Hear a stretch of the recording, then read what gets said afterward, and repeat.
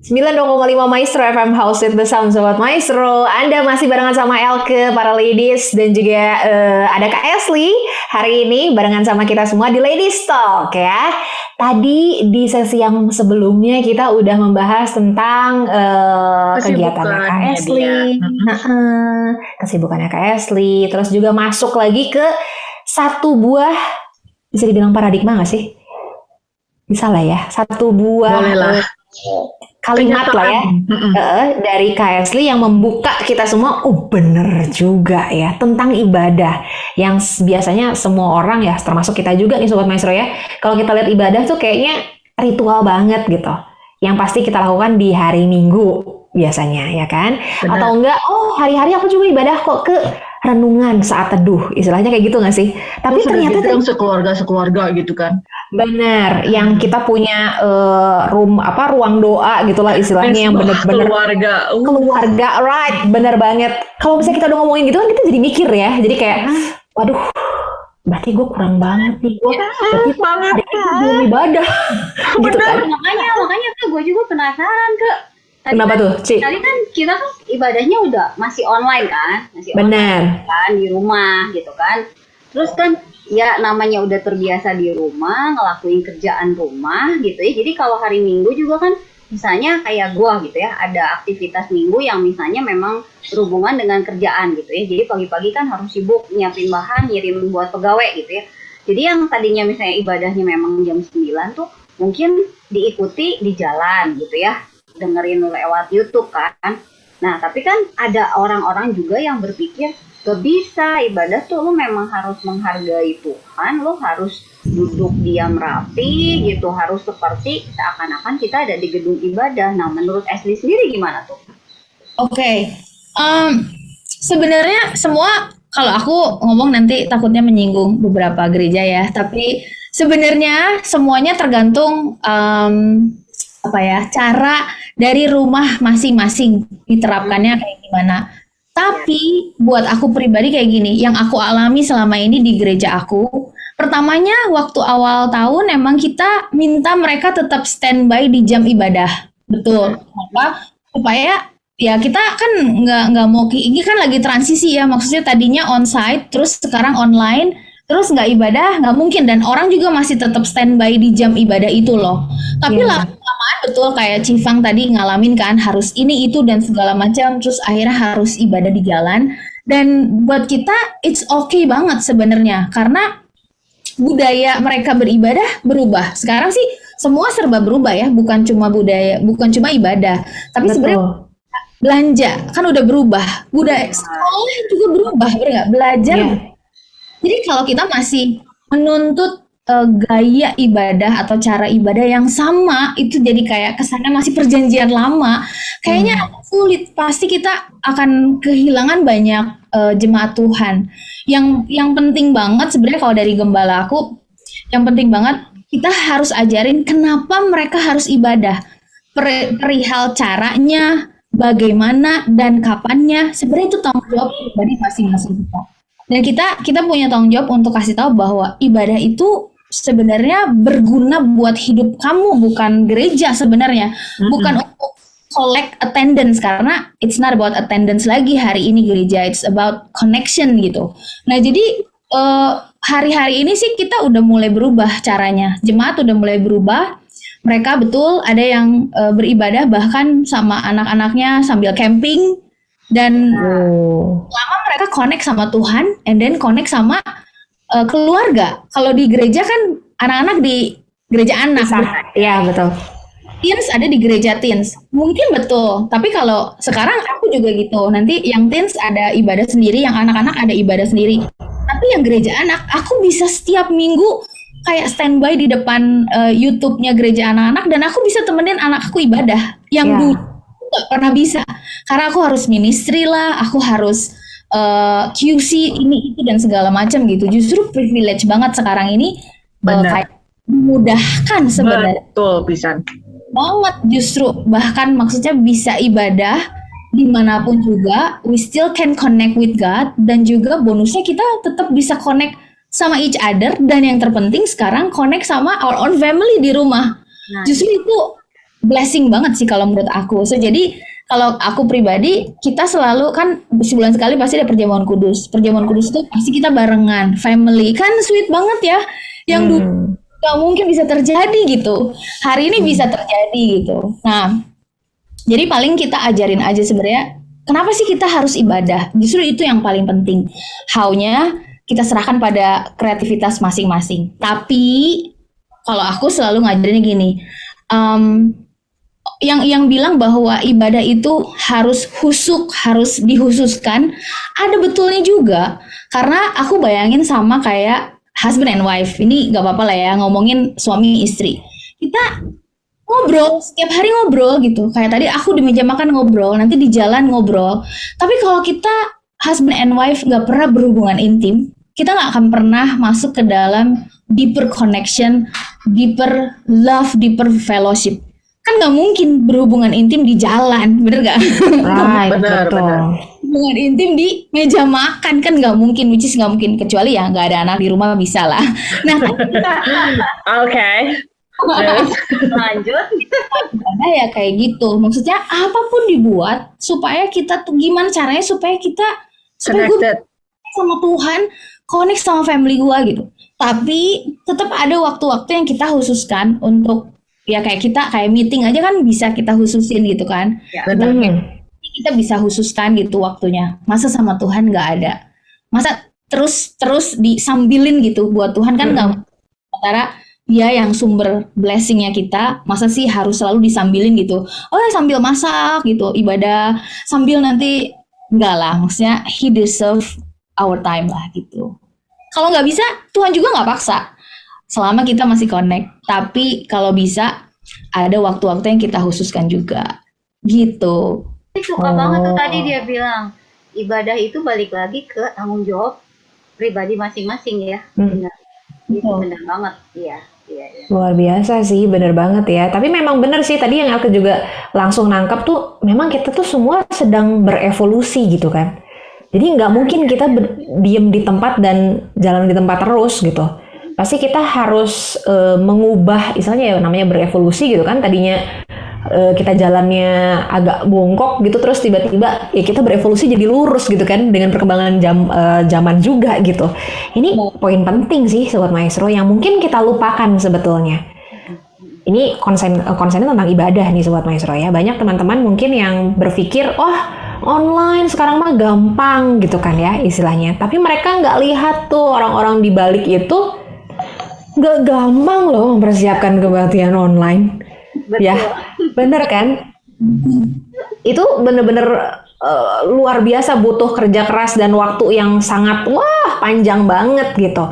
Dan untuk kitanya sendiri untuk menikmati kebaktian online pun kita punya tantangan tersendiri gitu kan ya. Nggak gampang juga ternyata gitu.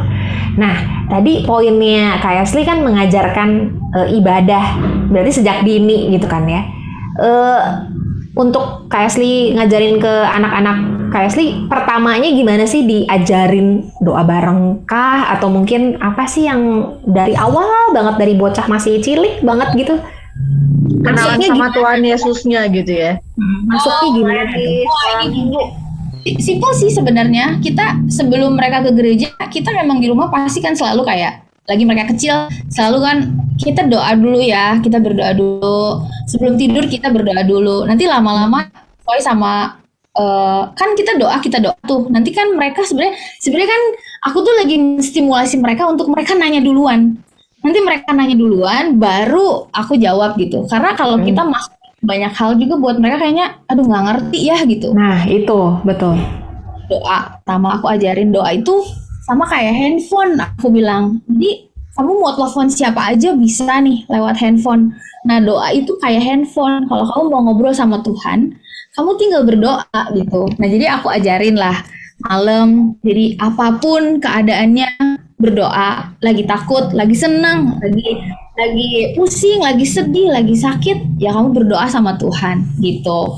Nah lucunya sih emang udah jadi goals kita ya. Aku sama suamiku bilang lagi dulu sebelum anak lahir, bahkan kita doain juga mereka lagi dalam perut. Dan bahkan setelah mereka lahir, kita tuh udah punya goals bahwa kita yang harus lahir baruin anak kita. Anak gereja. Nah, jadi emang lucu banget. Ada satu momen waktu itu anakku yang besar tuh kan kita, dan hari itu tuh pokoknya aku lupa ada yang meninggal. Terus dia nanya kan, kenapa meninggal tuh apa? Begitu ya, anakku yang pertama, meninggal tuh apa? Yang meninggal itu udah nggak lagi bareng sama kita. Kalau dia terima Tuhan Yesus, ya dia masuk surga. Dia nanya kan, surga itu apa? Segala macam. Wah, aku langsung googling tuh gimana cara jelasin surga ke anak kecil umur 7. Aku jelasin pelan-pelan. Jadi berhari-hari itu kayak seminggu itu aku cerita tentang surga, tentang neraka. Yang lucunya dia tuh bisa sampai nangis gitu. Jadi kalau mami meninggal, mami masuk surga kan. Terus mami nggak bisa balik lagi. Max nggak bisa ketemu mami lagi. Nangislah dia. Oh iya, tapi nggak sekarang lah Max. Aku bilang tenang aja, tenang. Kalaupun waktunya nanti kan jadi mellow kan ya malam. Aduh gimana kalau gue meninggal gitu ya. Walaupun ya seneng ke surga ya. Cuman anak gue gimana gitu. Nah cuman lucunya momen itu jadi kita pakai buat ngelahir baruin dia. Jadinya akhirnya ya udah, Max mau lahir baru nggak? Karena semua yang lahir baru terima Tuhan Yesus, nanti kalau meninggal pasti masuk surga. Kalaupun nanti mami duluan atau Max duluan, padahal dalam hati udah teriak-teriak gitu, udah pengen nangis gitu ya. Ya kita bisa ketemu lagi di surga. And in heaven it's for eternity, nggak ada waktunya.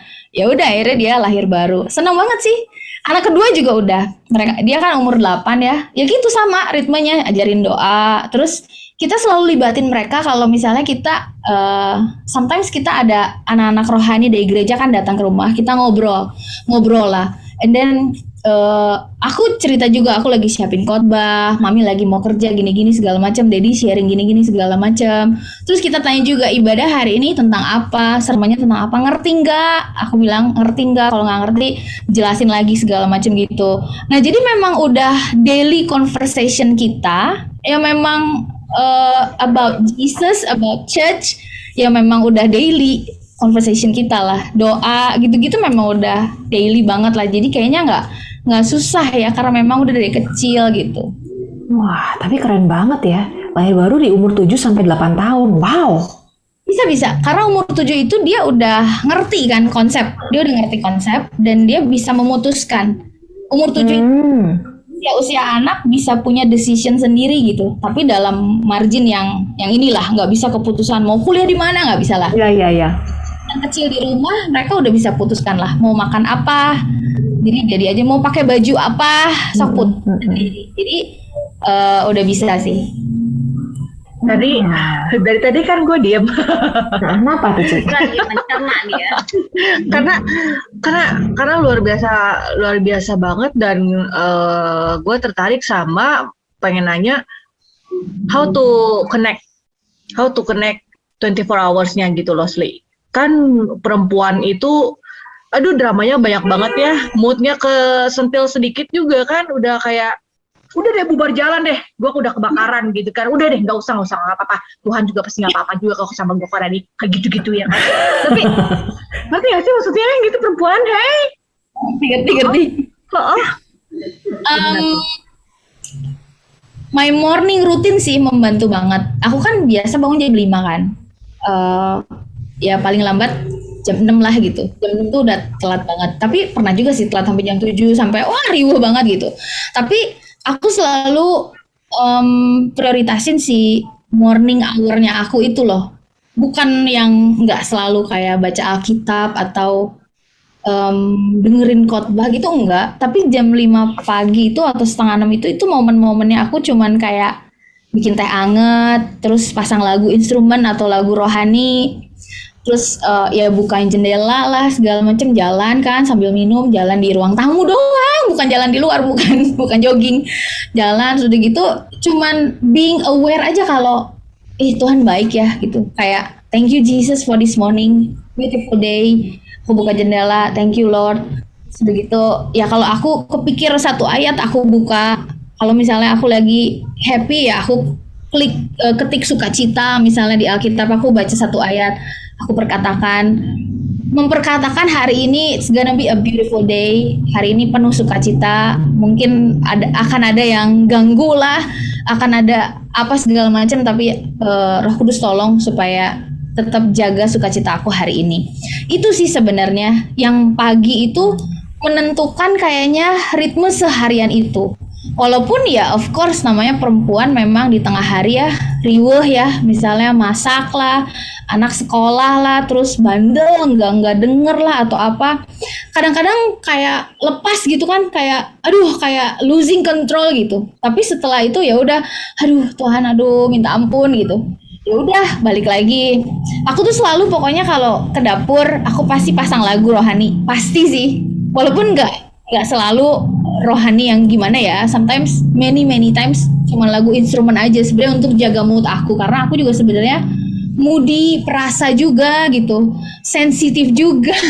Jadi perlu menjaga si mood aku gitu, dan biasanya musik itu menjaga mood aku lah. Nah gitulah seharian atau di jalan aku nyetir, aku pasti pasang lagu. Nggak mungkin aku tuh kayak diem bengong ngelamun gitu, kayak nggak mungkin lah kayaknya, nggak mungkin ya gitu. Nggak mungkin, aku lagi mikir kapan terakhir yang ngelamun. Nggak mungkin. Pasti masuk mobil langsung nyalain Bluetooth, pilih lagu, pasang sepanjang jalan, ya udah, just sama Tuhan lagi, ngobrol lagi, mikirin hari ini ada yang salah nggak ya. Dan malam balik lagi ya kayak evaluasi tadi. Gue salah apa ya? Aduh kayaknya gue salah nih ngomong kayak gitu sama orang ini. Atau mungkin aduh gue salah nih tadi ngomong kasar gitu, lagi nyetir kesel kan sama males banget gitu. Ya ada lah kayak gitu-gitunya juga. Tapi memang kita yang harus tanggung jawab, balikin lagi si ritmenya kita gitu. Always connect sama Tuhan. Nah itu sebenarnya yang susahnya kita ini adalah ngebalikin ritmenya, benar nggak sih ladies? Ya, kayak kita sudah terlanjur tenggelam, ya sudah biarkan saja saya tenggelam. Aja udahlah. Terlanjur Gitu meletus gitu ya. Harus nemu apa ya, kalau aku kadang kalau lagi stres banget juga, si suami aku ngerti ya. Aduh bikin stres banget nih. Karsel gitu pokoknya, kerjaan nggak beres, ini anak ini gini lagi. Udah sana pergi gih. Karena aku perlu sendiri kan, kita kadang-kadang perlu sendiri gitu. Kalau direcokin lagi, akhirnya marahnya harusnya ke orang lain, akhirnya gue gitu kan, udah daripada kayak gitu pergi aja gitu. Akhirnya udah aku pergi. Kadang nggak ke mall juga, kadang kan males ya lagi kayak gitu, terus ke mall ketemu orang, males banget. Jadi cuma muterin jalan aja lah, take time, merasakan si perasaan aku itu. Tapi bedanya ya pasang lagu gitu supaya nggak gila gitu, supaya Gak gila. gitu. Supaya nggak gelo gitu. Tuh berarti bener, gue juga waktu itu kan nyari pojokan, karena memang cewek tuh butuh tempat buat menenangkan pikiran tuh. Itu nafasnya kayak aduh edan kenapa kayak gini ya gitu. Benar sih, benar. Tapi itu loh, punya switch buat, gue mau teriak-teriak dulu nih hari ini gitu kan. Gue mau teriak-teriak dulu nih 10 menit ini. Tapi kan kita tuh sudah 20 menit tapi terus berlanjut gitu. Gak beres gitu loh. Bener gak sih ladies? Itu harus dilatih sih. Itu gimana caranya KS? Karena sebenarnya yang jadi korban kan anak-anak kita sebenarnya. Betul. Jadi aku kadang suka masih suka juga kan, kesel sama siapa, udah gitu anakku yang kecil datang, udah nanti tunggu bentar mami nggak bisa diganggu, pusing bentar. Nah aku menyaksikan sendiri bahwa someday nanti dia lagi sekolah nih, terus aku bilang, Misen mau makan apa? Misen ini mami, bentar tunggu mami, tunggu. Nah kan oh my god. Mati gua, ini dari gua ini. Dibalas. Ya betul banget. Aduh. Itu hukum yang berlaku buat kita semua kan, apa yang kita tabur kita tuai kan. Jadi karena aku tuh mikirin, aduh ini nggak bener nih, kalau ini kayak gini dilanjut terus, langsung mikirnya kayak gitu, bukan mikirin lagi, aduh gua sakit hati apa segala. Oke, sakit hati, tapi hatinya sakit, tapi si pikirannya tuh harus jalan. Aduh ini nggak bener kalau gue tetap di rumah, Mason bentar lagi nyamperin, nanti gue marah sama dia, nanti someday dia bakal gitu lagi ke gue, gawat, nggak bisa. Brian, gue izin pergi dulu, setengah jam aja, give me time. Dan dia juga, iya kan, karena dia juga jadi kena batunya kan, jangan semua itu yang lagi punya konflik, kenapa semua jadi kena gitu kan. Bener, ada yang jadi yang jadi korban bukan anak-anak doang loh, suami juga sering banget. Banyak. Iya, justru itu makanya dengan tadi Ashley. Kalau suami jadi korban, terus dia marah balik kan, terus kita tambah kesel kan. Iya, betul. Nah itu kayaknya udah mikir ini, kayaknya nggak bener. Gue harus pergi dulu sebentar. Sebentar. Nah justru itu makanya jadi gue tuh kayak mendengar tadi Ashley bilang, gue ngerasa makanya bukankah kita wanita ini harusnya kita tuh flawless gitu kan di mata mereka, justru kita tuh bukan yang nggak boleh burn out gitu kan, nggak boleh 30 menit gitu loh maksud aku. Oh iyalah, boleh dong. Nah iya sih benar-benar, karena itu sih jadi kayak kalau misalnya si mamihnya dihilangin dari lingkarannya biasanya amburadul teman-teman. Begitu si mami 30 menit balik wah rumah udah kayak lagi di sarang kapal pecah apa gimana. Atau bahkan ya waktu lagi si mami 30 menit atau burn out take time gitu, itu tuh penampilannya berarti tuh lagi nggak ibadah gitu, ngerti nggak? Iya. Gitu kan? Ibadah, karena kita kan lagi bertobat tuh, lagi 10